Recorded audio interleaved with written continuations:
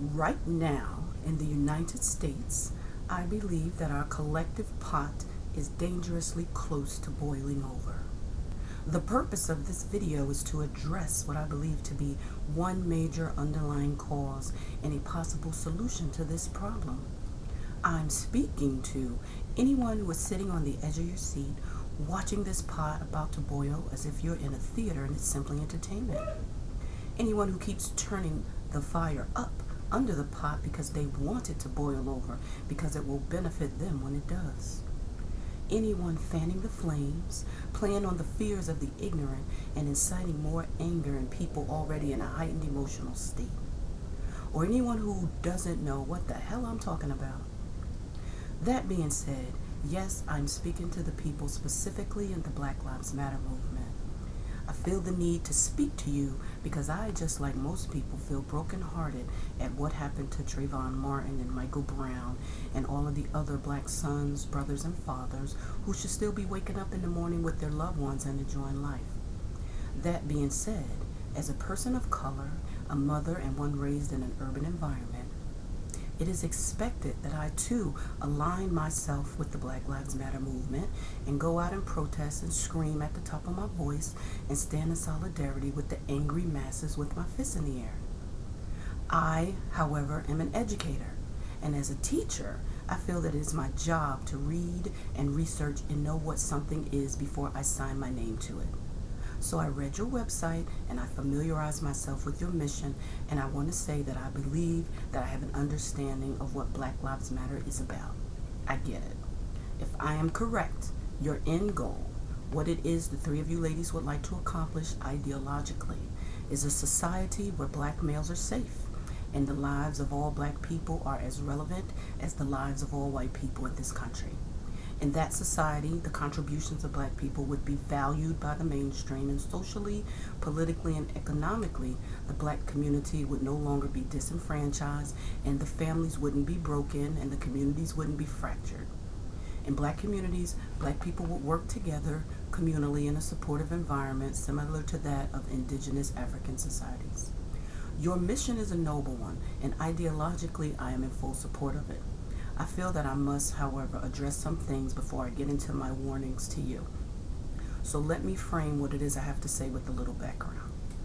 Okay, what's happening right now in our country, this racial wound that is festering and oozing anger and hatred and polarizing people with different skin colors, is the result of a failed school system that did not properly educate its children. That's it. In a nutshell, the diseased root of racism here in the United States post-slavery is the disparity in the content of our textbooks. More specifically, the American public education system glorified one group of people and their accomplishments and their relevance to this country, while it played down or diminished the significant accomplishments of everyone else, especially the other dominant group and their positive contributions to this country. And they know this to be true, and that's why there's 1 month to showcase the contributions or talents of the second group. Okay, me, I grew up in a 2-parent household. We went to private school, then Catholic school, then a top-notch, you have to test to get into, public science high school. So I considered myself to be better educated than many of my peers who went through the public school system. I will tell you that even I learned nothing about the richness of my heritage except Harriet Tubman, Martin Luther King, George Washington Carver, and slavery. I did not know until I took Africana Studies in college that Egypt, Mesopotamia, Timbuktu, and the Middle East were geographically in Africa. I knew nothing flattering, uplifting about myself, my ancestry, that would instill pride, self-respect, and dignity or raise my self-esteem. I ask people that are not in my ethnic group, what message would this send to you were this your group and this was your educational experience? I was force-fed the Columbus lie while I sat in the 3rd row, 4th seat in Mr. Bellantoni's class, and I silently wondered how Columbus could have discovered a country that was already inhabited. But I, like all students, masticated and swallowed the lie, and I'm going to stop here and say my goal today is not to disparage the accomplishments of anyone who achieved greatness. If you have earned a place in the history book, you did something great. I'm just here to say that there was no balance. That kind of mental conditioning leaves a generational void because it penetrates the psyche of a people and teaches them by default that they are less than and that they have nothing of value to offer a society that also doesn't value them. Now I'm going to ask another question that isn't asked often. How do you think this kind of educational system would make the dominant group feel and behave towards the group they were systematically educated not to value or respect? It is convenient to point at the after effects of miseducation and blame the victim from the entitled side of a finger. But no matter what color your skin, we all emerge into this world a tabula rasa, or a blank slate. We are then systematically taught how to think, how to feel, and how to do everything from people who were taught the same thing, from people who were taught the same thing, from people who were taught the same things ad infinitum. Now think for a minute. You have one group of people being taught that they're worthy, valuable, that they invented everything, that they're talented, strong, innately intelligent, in essence, superior. They're even taught that they are physically more appealing, and they're systematically taught this in school, in history books, literature, math, science, and social studies and arts. The other group is excluded, and what they're taught about themselves is not flattering. Now I have to ask you, how do you think the subordinated group of people feel, and consequently, how do you think these feelings will affect or motivate their behavior if it's only on the subconscious level? In life, all things must balance because nature is balanced. So fast forward to today. Picture a pendulum swinging. Picture these two groups in your mind. One group is on the right and the other is left out because the pendulum never swings to the left. The represented group is on the right side of the pendulum, and that side has always been swinging. Swinging high, swinging low, back and forth. Swinging all the way to the right and then to the middle. And then back to the right. It never goes to the left side. A pendulum is supposed to be balanced, and it isn't, and people just want balance. Now, a pendulum usually hovers in the middle. This is fair. This is equality. So when it only swings to the right, sometimes it goes too far. That's when you have extremists who wear pointy white sheets and burn crosses or tattoo swastikas on their bodies, and that's not good. These people use fear to entice others to follow them, and they cultivate anger and they preach hate. Something new is happening now, though. The subordinated group has started the pendulum swinging to the left. However, it's not swinging a little bit, it's swinging a lot because people are angry, and rightfully so. Some of these people have the potential to be extremists also. Extremists on the left, just as extremists on the right, also use fear and anger to get people to follow them, and they glamorize racial polarization instead of oneness and the unity of all people. These extremists are also justifying hatred, and that is what I cannot comfortably co-sign because I feel it's dangerous and I feel like they're wrong. Now let me give you a fact. There are over 1.1 million police officers in the United States. My question to you is, how many of them have shot black men in the back or have shot unarmed boys or naked black men who were surrendering? You do the math. It's called the vividness effect. In regards to the vividness effects, the internet benefits us with the ability to find and share information, opinions, and happenings at a rate on a scale never before seen in history. The problem with that is that it makes it harder for people to focus away from anything unpleasant. An event from years ago is still able to permeate our daily lives because it will never go away and it's always in your face. Any occurrence, every occurrence remains in the forefront of our minds, and the media, with its obsession with picking scabs and keeping wounds open, makes sure that we, the community, always has a reason to stay angry or afraid. You want an example? O.J. Simpson. That incident took place in 1994, and it remains right here in the forefront of our lives and still serves to boil many people's blood nearly 22 years later. It's called the vividness effect, and it's the reason why people are afraid to fly after a plane crash, even though statistically you're much safer flying than driving. But I digress. Okay. 1.1 million police officers who always come when called, who put their lives on the line for me and for you and for those we all know and love. And a lot of you are brown people, and the majority of the police force is not brown. The average police officer is not a villain, he's a hero, and cops are being demonized by your group, Black Lives Matter, because of the actions of a very minute percentage. Actually, percentage-wise, cops are no more criminal than the average teacher, the average Bernie frickin' Madoff, the average plumber, or the average any job. In every field, corruption to some degree can be found, but you're shining a dark and ominous light on every single police officer, or more specific, every white police officer, or better yet, every white man, because that's what it's coming down to.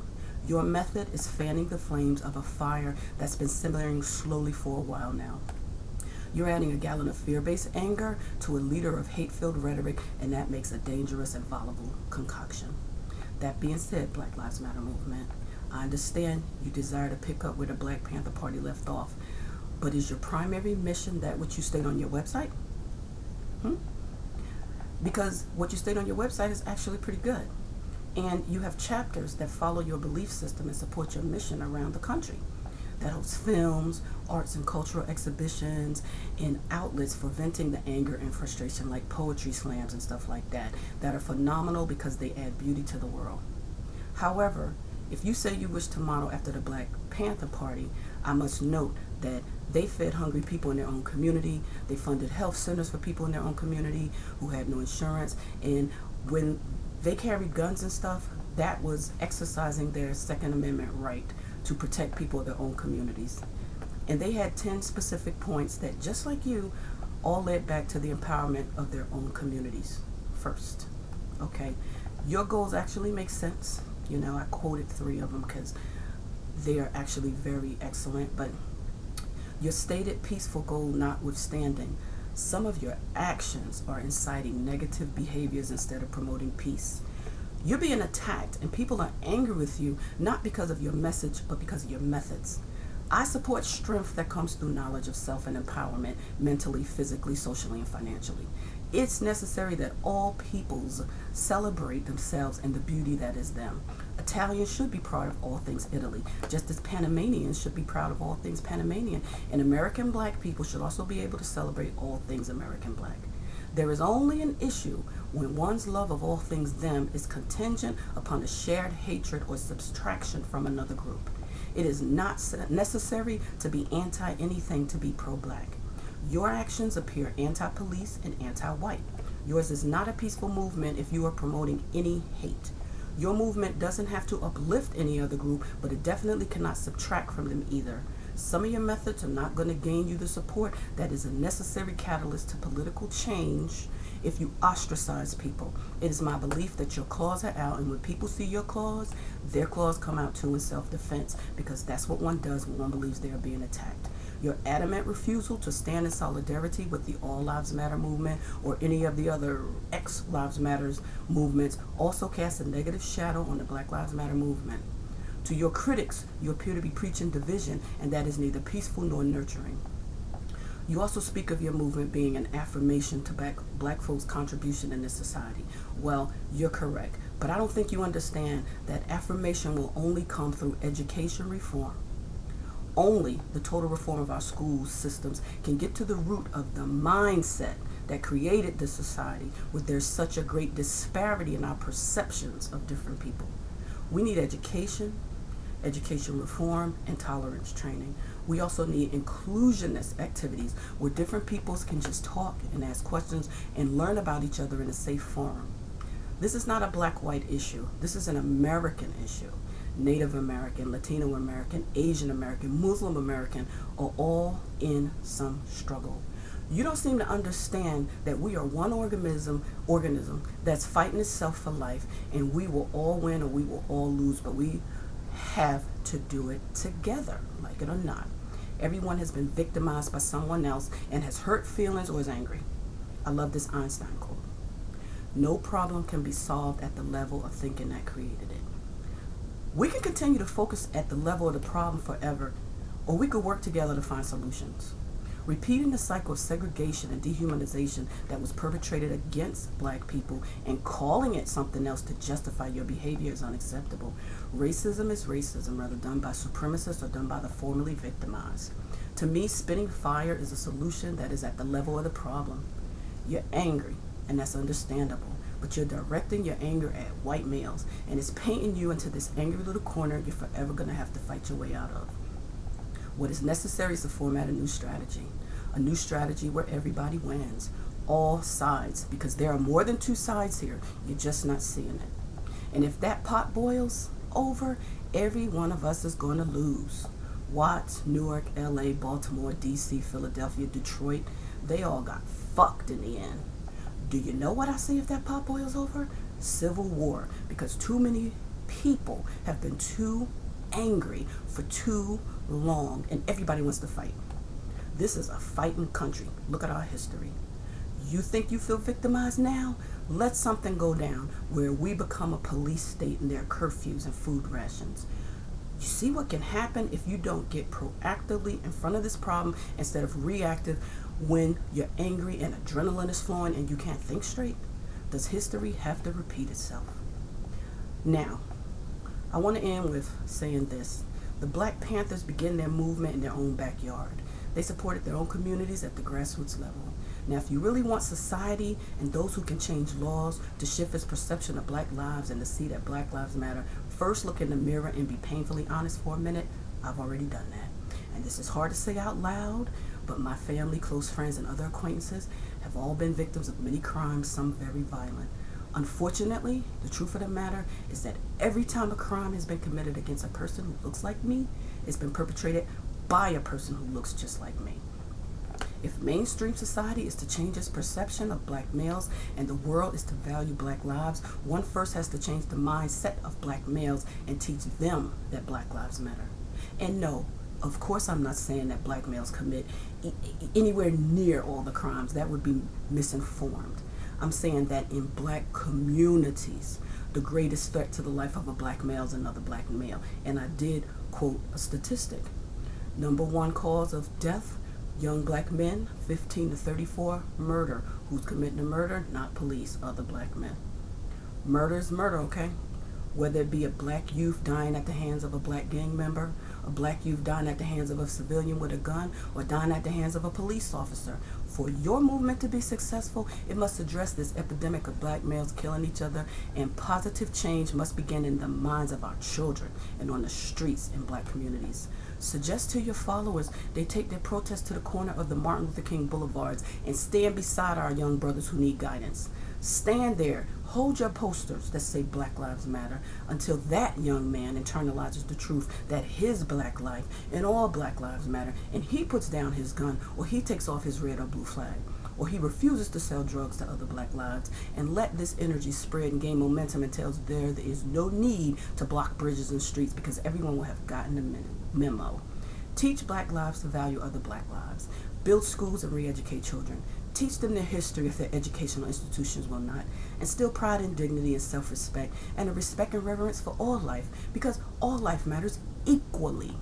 Black, white, Asian, migrant, gay, brown, yellow, blue, all lives matter equally. Unfortunately, if we've been taught this in schools, there'd be no need for this dialogue. We as a society do not need more polarization and another group defined by separatist egocentricity that spouts racially divisive dogma, because that's the definition of a hate group, no matter if they're standing on a platform of righteousness. You have great power, and used wisely, your movement can be the catalyst for real change if you realize we're all in this together. And like it or not, we are all in need of healing. And we will not start the healing process by meeting ignorance with ignorance or by meeting anger with more anger. You cannot fight darkness with fists. The only way to get rid of darkness is to turn on the lights or to be the light. The choice is yours. Teach the world, girl. May peace be with you.